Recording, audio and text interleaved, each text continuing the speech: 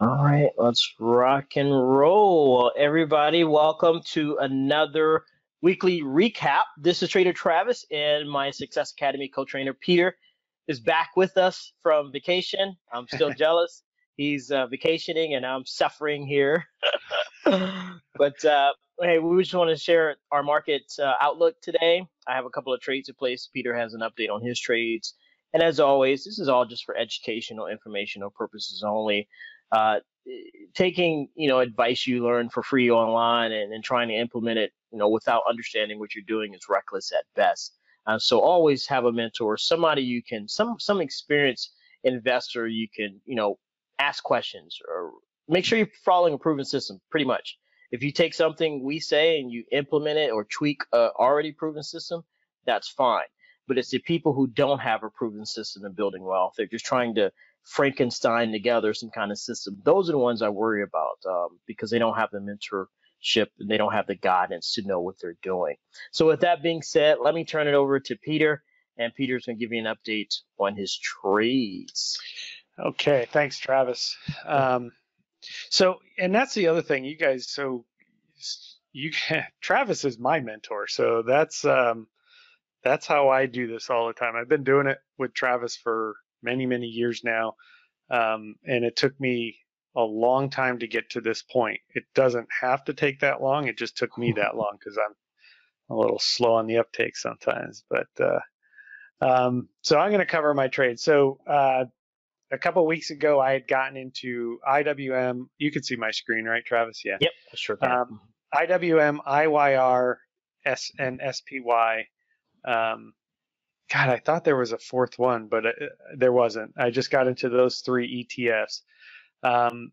I was supposed to be out of IYR, and I did get out of IYR and most of the other accounts except for my small trading account, so this trade here, this IYR, is a lucky profit right now because I shouldn't have been in it. It hit my exit criteria, and part of my trade plan, I did execute to get out of it, and for some reason, I didn't pay attention that this one trade didn't execute with all the others. So I'm lucky. I mentioned this to one of our Success Academy members that because Travis and I kind of joked about IYR would probably hit off resistance and start going up again. I'd take my loss, and if I'd stayed in, I could have made money. But the reason why that's dangerous is because when that tends to happen, if I had stayed in my trades, I would think I was smarter than the market. And see, I knew that was going to happen, and one day that'll bite you in the butt. So I'm lucky here. My IYM is getting close. You can see it, 155.63. It's on its way up, so it's getting close to being out of the money here. I still got 14 days, so just watching it. I have sell orders in for these, so once they hit an 80% profit, they'll sell out. You can see SPY here is at 66%. So if SPY keeps doing what it's doing by next week, this will most likely hit its 80% and it'll sell out. My order will most likely execute and that'll sell out. And then Macy's. Macy's is still around. You can see my $26 call that I placed when I placed it in the money. Macy's just keeps going down. So every time I place in the money, it keeps going below it, which is not a bad thing because I'm going to take a $150 profit off of that. And then next week, I'll execute a new covered call in the money to hopefully get rid of these. You can see it's showing here what my loss is. So that was why you follow a trade plan, which I didn't do here. So that's an expensive lesson right there. So, but eventually we'll get out of that and we'll be good. Right now we're making money off of it, even though we're losing money overall, but that's okay. And I've made a lot of money on cover call, so this doesn't reflect all the income I've gotten off of Macy's either. I have to tally it up. I haven't tallied. The last time I tallied it up, it was around $700 or $800. So it's not as bad. Yeah, well, that's right. I always forget to mention this. Travis always does a great job of reminding me, hey, don't beat yourself up. You're making money off a stock that's going down. There's most people that are not in the position I'm in. So he's right. I'm very fortunate that I learned how to make money off a stock that goes down. So, and then what I'm looking at, I did my Market Club. I'll pull them up here. I did my little market. I'm not going to go through all of them. This is just one of them that triggered for a weekly today. I won't be placing any trades on this week because I still have trades open, so I have to still maintain my 10% risk formula for my total account. So I can't go and place a bunch of trades today, even though Market Club is triggered. But the ones that I'm looking at are AVGO, and I think we can put something down in the comments. We'll put the ones I talk about. So AVGO, TXN, LRCX, ULTA, and SAFM. Those were the ones that triggered. I still have to go through the sifting process, but for those of you guys that follow us, if you want to go look at those, they've triggered for either monthly or weeklies with Market Club. I like the way the charts have looked on all of them. There were more. I sifted them out.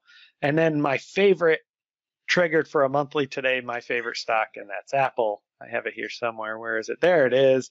Now, if you were to look at this stock, this chart isn't really a great chart, right? Looking at a 1-year chart, if we go back to a 5-year chart, it's a lot better, even though we can see this huge downturn here. But Apple's one of my favorite stocks. I usually trade credit spreads. I trade them a specific way.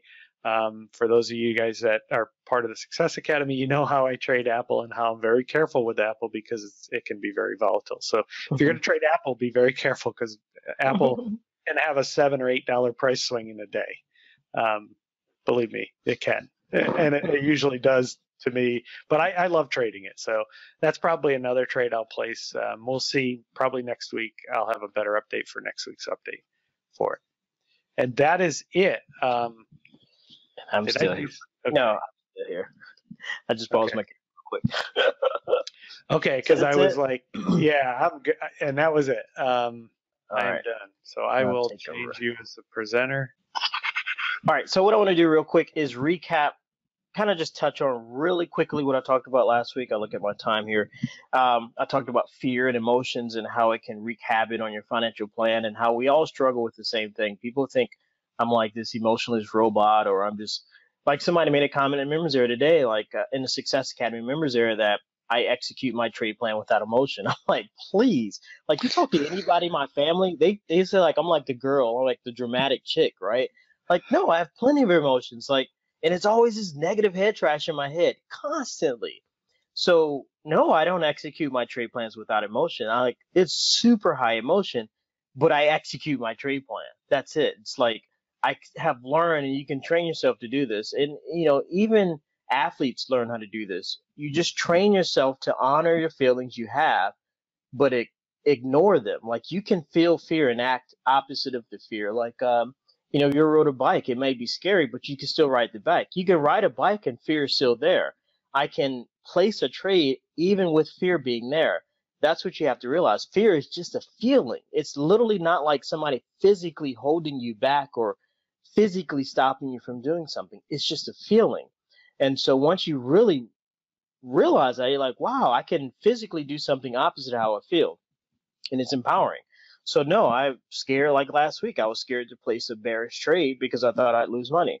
Guess what? I lost money. I was right, but I acted opposite of my fear. I still placed that trade because my trade plan, I listened to the story the market was telling me. I didn't listen to what was in my head.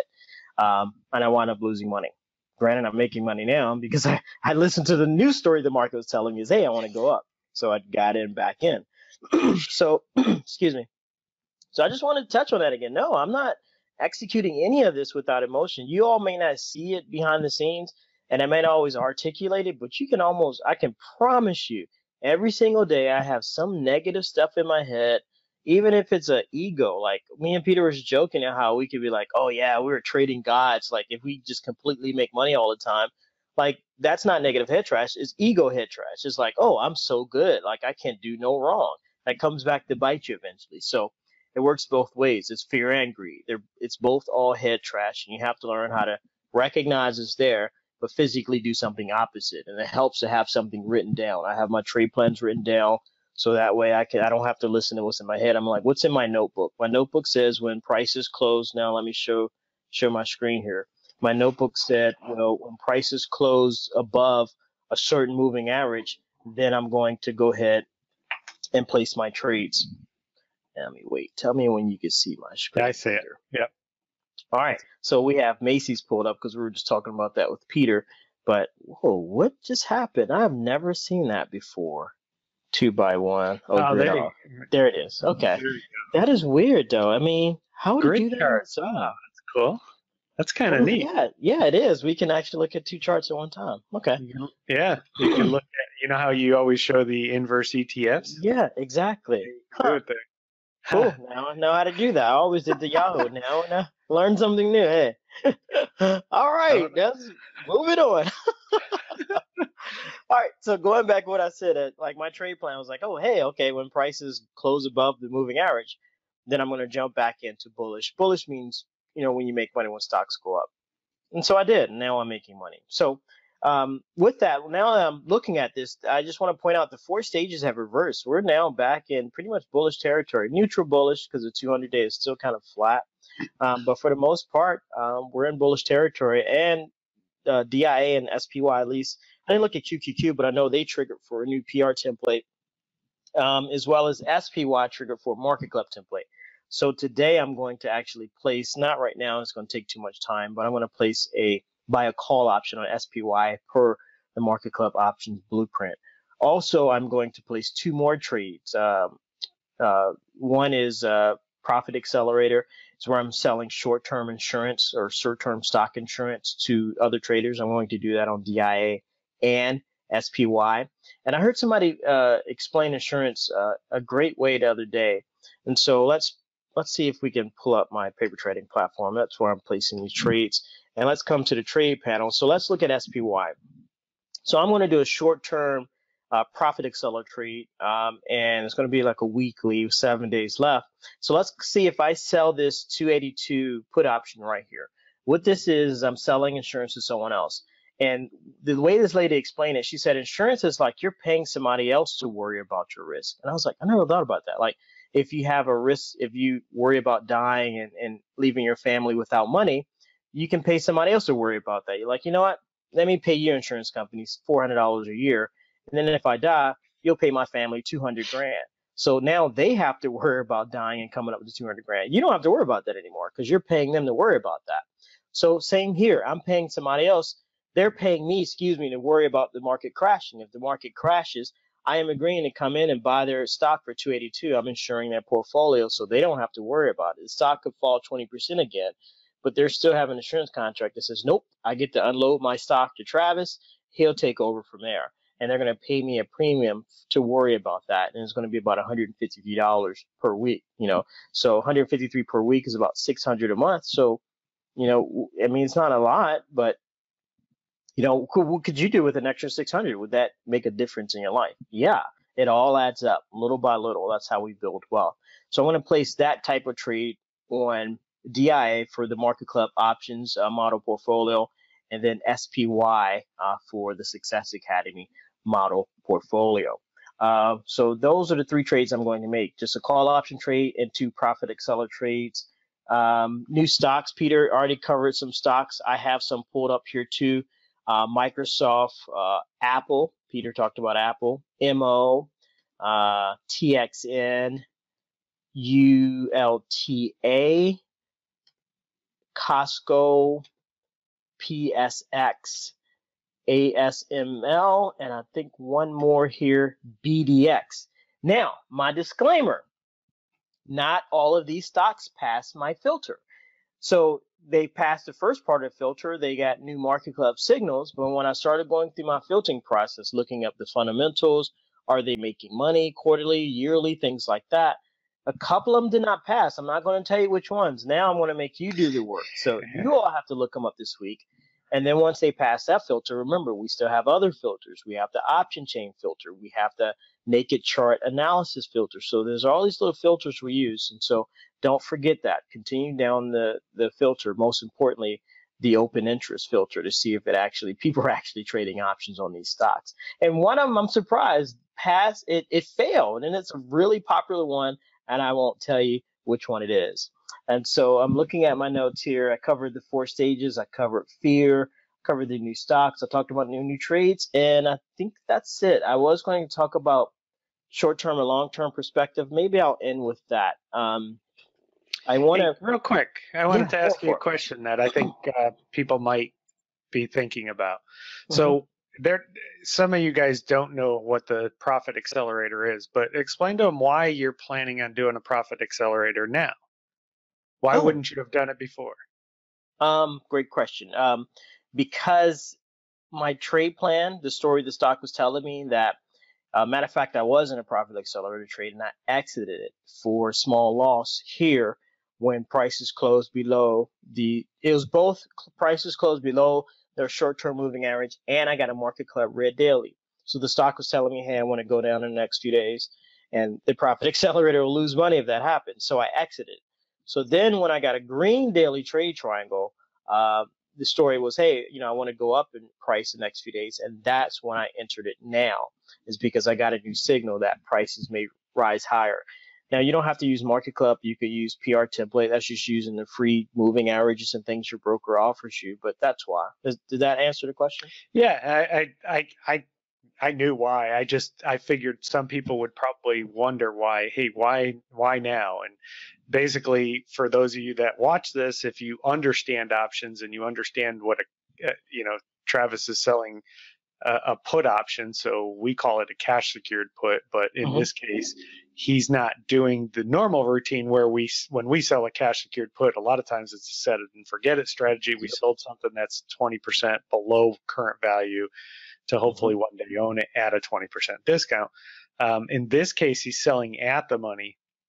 It generates more profit, but he has to manage that trade every day because he does not want to be assigned here. He wants to get out of the trade before it gets into the money on him or goes way into the money, because that's when you would risk assignment. But yeah, I just wanted to, I think some people, because when I first looked at how you did this, I was like, well, why now? And it's like, oh, well, that makes sense. Obviously, it's just like when people questioned, why would you sell covered calls when the stock is going down? It's like, well, it's actually the best time to sell a covered call.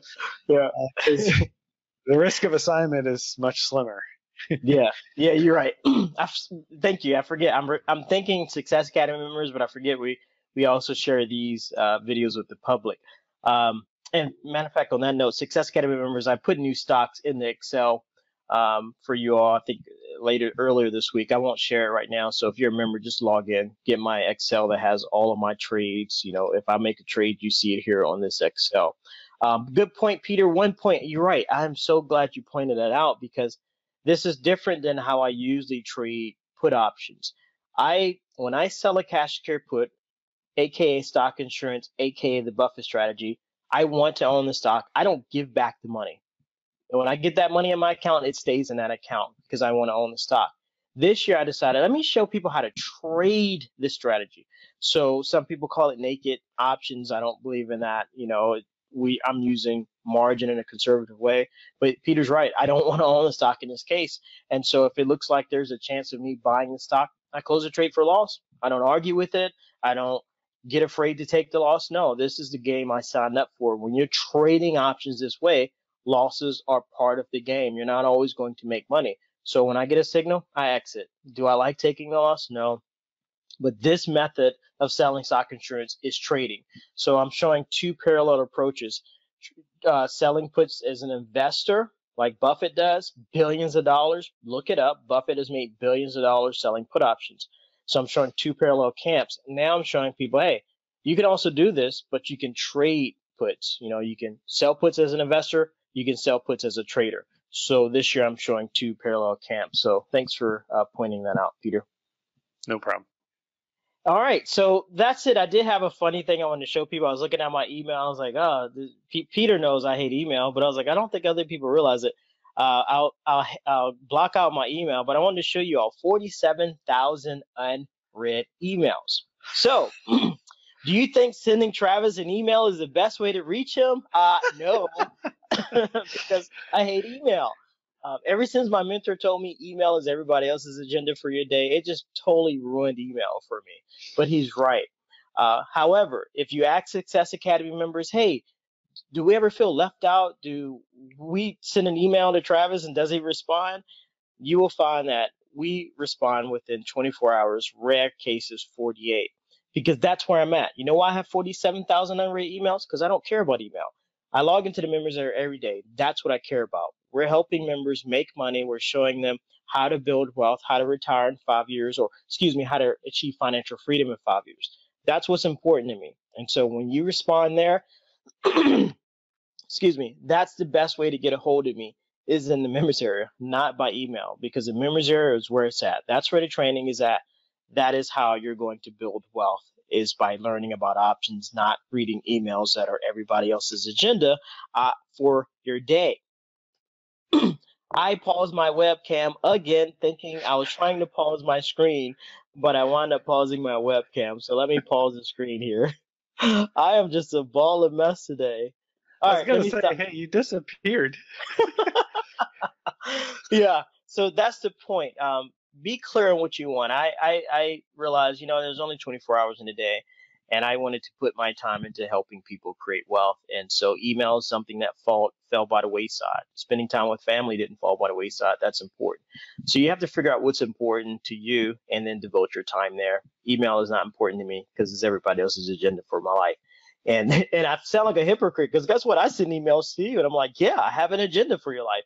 I want you to enroll in the Success Academy, or if you're already a member, I want you to get back in the members area, to stay engaged, to watch your training over and over again, to ask us questions, because that's my agenda, is to help you make more money. Not that money is the end all be all, but you know what? It makes life a lot more.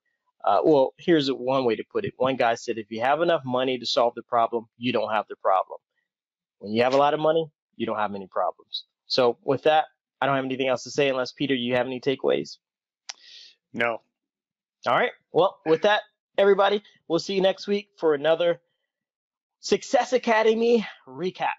Take care. Bye-bye.